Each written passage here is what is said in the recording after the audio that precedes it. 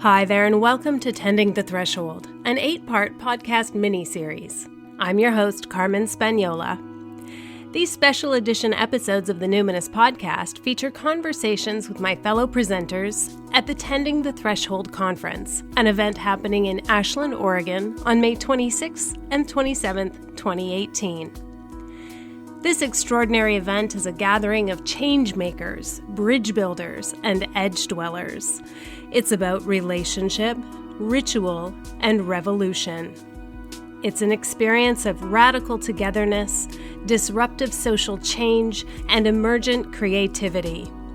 There will be art, beauty, play, grief, gratitude, conflict, intimacy, and community. In other words, this is not the patriarchy's conventional conference. The container at this unconference will be held by a group of 10 co-facilitators from 3 countries and many walks of life.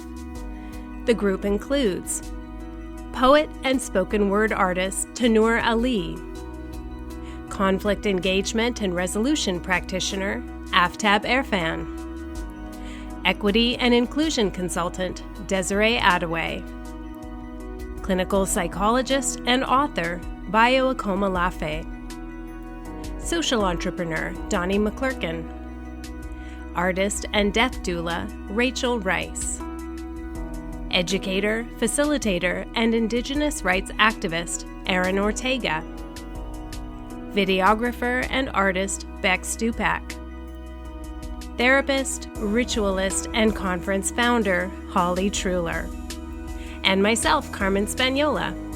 For new listeners, allow me to just briefly introduce myself. I'm a clinical hypnotherapist, a somatic trauma resolution practitioner, and a wilderness guide.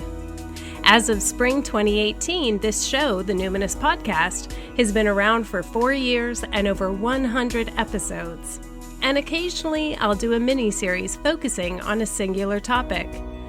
Throughout this mini-series, I'll be hosting conversations with my co-facilitators, exploring the threshold upon which we find ourselves as humans living in these challenging times.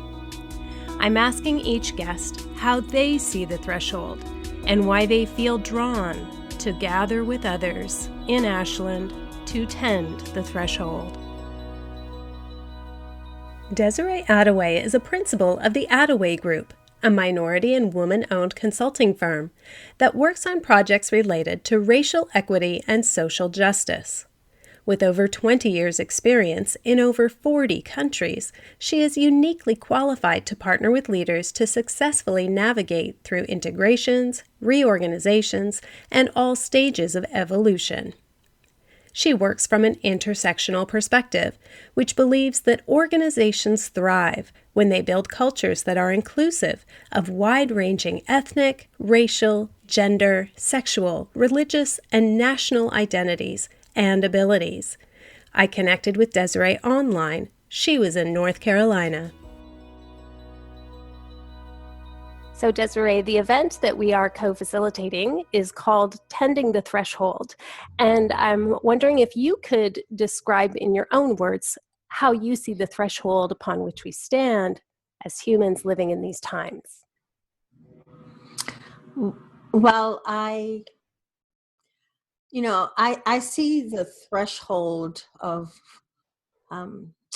this intersection of race and this real kind of the struggle with what whiteness is that's happening currently for folks. And I think that while the election of 2016 may have kind of incited some folks, it was always there. So we're becoming browner and younger. Humanity is becoming browner and younger. And so all of these old systems and institutions are really struggling with what does it mean to become irrelevant and to slide into the background, right? So humanity, we know we have this thing, we're born, we mature, and we have a choice at this one point that says we evolve or we die. And whiteness, that tool of whiteness, is at the point, it's at the threshold of what does it become next? How does it stay alive in its current shape? Do we need to reimagine what whiteness is? How will it function in a new world and system? And or will it die off? And I actually don't think white supremacy will let it die off. I think the evolution of whiteness will make it become even more deadly and more potent. And it will not shrink, but it will think about ways that whiteness evolves so that other folks are let in. So at other points in history, when whiteness was threatened, what it did was it allowed other people to become white, right? So at some point, it allowed Greek folks to be considered white, and Irish and Italian folks to be considered white, because it won't just shrink. It will do whatever is necessary for it to stay alive. I have to be honest with you. I have to like feel my feet and my seat, because when you said I don't think it will die, I felt a surge of nausea, like just like, you know, like you kind of know something, or you have that ominous feeling of knowledge, and you articulating it is a very foreboding feeling. Yeah. So you know, it's throughout history, it has evolved, but it has never not been this tool used for supremacy. I think this is a good time to educate people who are not familiar with your work. Could you describe your work in diversity, equity, and inclusion? Sure. I'm a consultant, I'm a facilitator, I'm a trainer, I'm a teacher, I'm a community member, I'm an activist, and I use activist last because I am not in the street activist. I'm someone who supports activists as they do direct action and do work in the streets.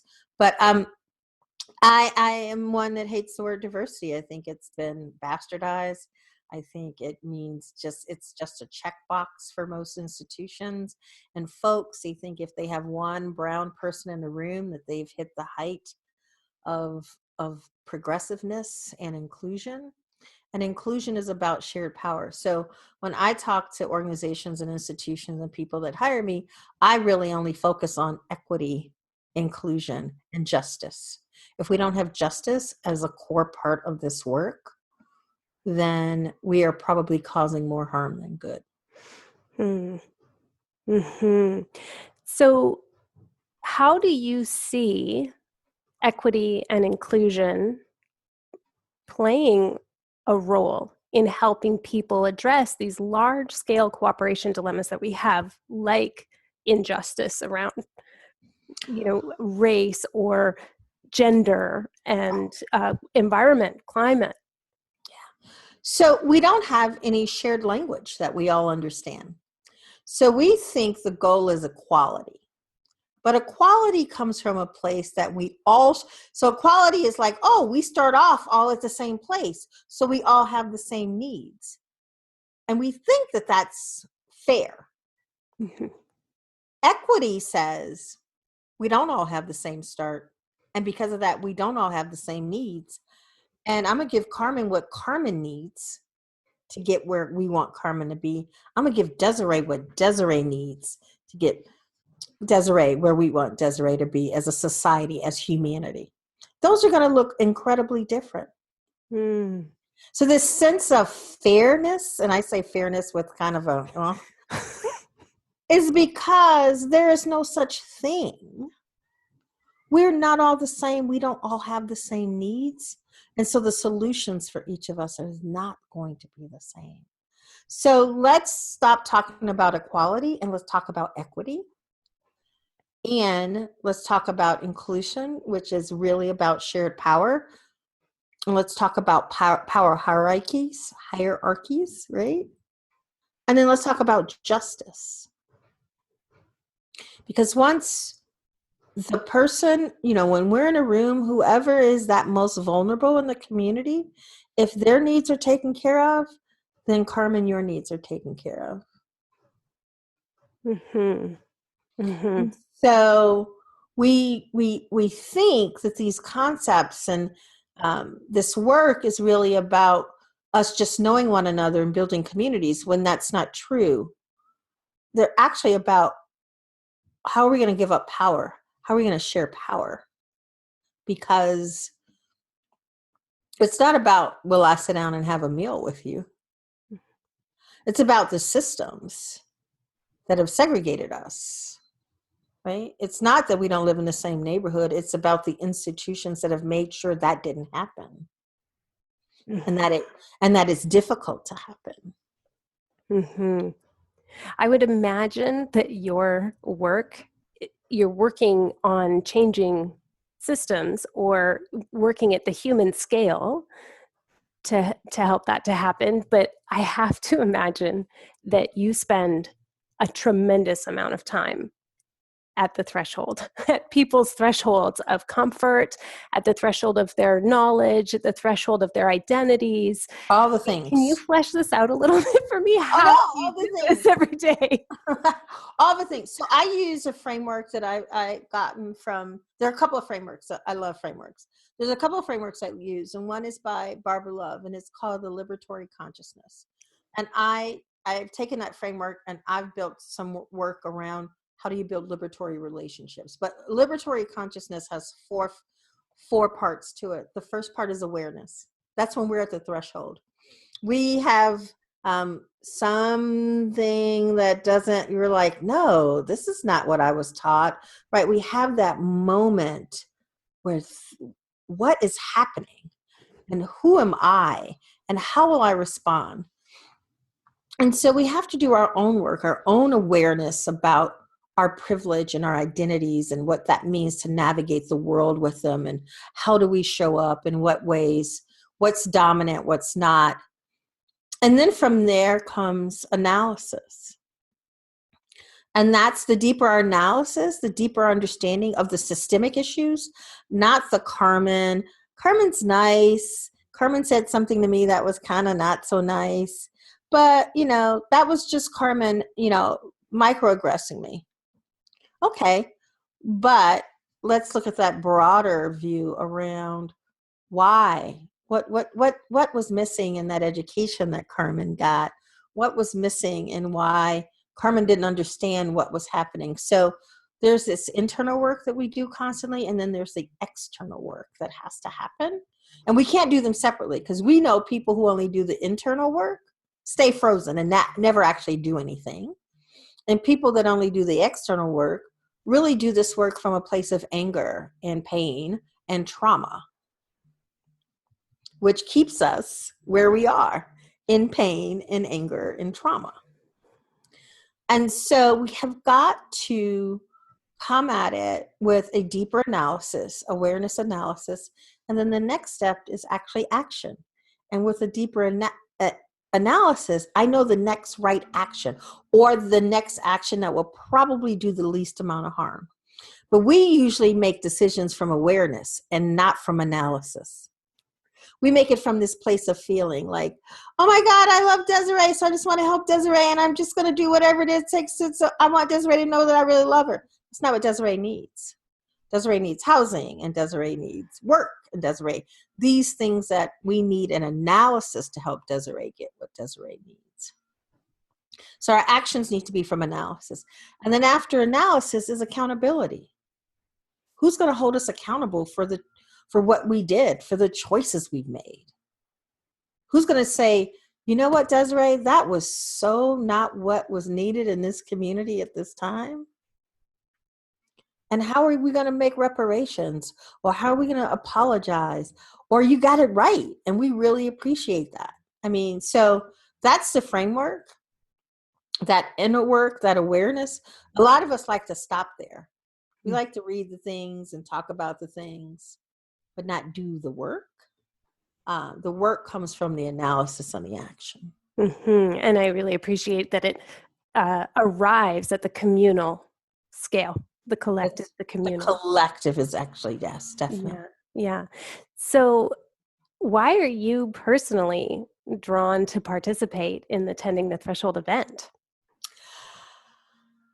Because I think we don't have enough conversations about this. I know some people are like, oh God, I talk about it all the time. But we don't talk about it in, I think, deep ways. I think we still very much talk about issues of race and gender and class on a very one-on-one level. And I'm like, no, if we're talking solutions, then we need to dig deeper. And we need to have conversations that challenge us, that make us uncomfortable, that push us to learn more, to read more. I teach a year-long course called Freedom School. And one of the reasons I love it is because for me, it's all the things that we never learned in school. This is us going out and getting our own education around these issues, around this learning. Where do people find out more about Freedom School?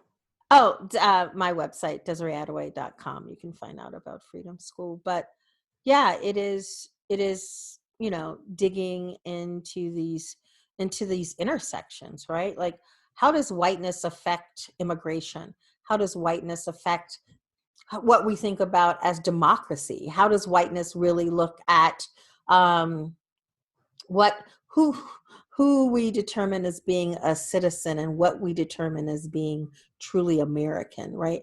All of these have intersections that I don't think we look at enough to really understand just how deep oppression goes within our communities and across the globe, right? Like how deep anti-Blackness is globally. Mm-hmm. And what that does, how much white people, we never talk about how much white people lose by never being around people other than white folks. We always talk about what other people lose, but we never talk about, what have y'all lost by being isolated and segregated and alone? Mm-hmm.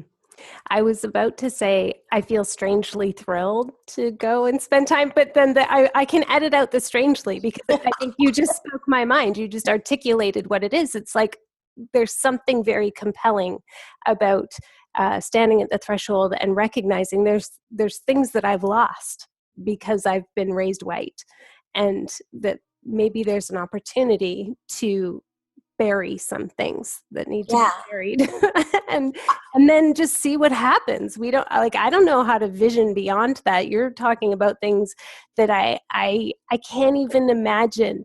But well, I don't know. So thrilled. I have my Freedom School this month. That was their homework, to go and reimagine whiteness. Mm-hmm. We know about it in its current format. The colonizer, the settler, the imagine what it would have been like if this tool of whiteness was not built for genocide and exploitation, if it was used to be collaborative and communal. Mm-hmm. How would our systems look differently? Mm-hmm. How would our hospitals be run differently? How would we get access to capital differently? Mm-hmm. Mm-hmm. Yeah, just even what would my world look like? What I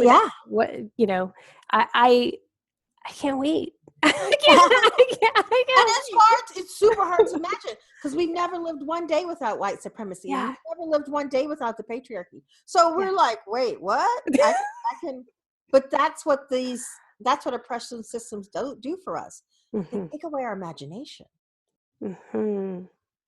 And I guess we'll see. We're going to have a pretty diverse group, I think, or, at face value, it would appear to be 3 countries, many different ways of expressing gender, many different parts of even the US, even though most of the facilitators are coming from there. So I'm really excited just to see what happens when we sort of hang out at the threshold and ask these questions.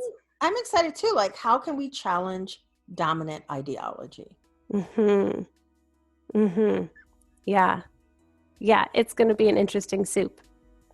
Very flavorsome. Thank you so much. I love it. That's my favorite place to be, an interesting soup. Thanks so much for spending time with me today, Desiree. We'll see you in Ashland.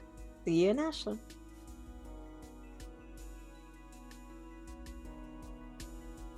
To find out more about Tending the Threshold and to purchase live or live stream tickets, go to tendingthethreshold.com.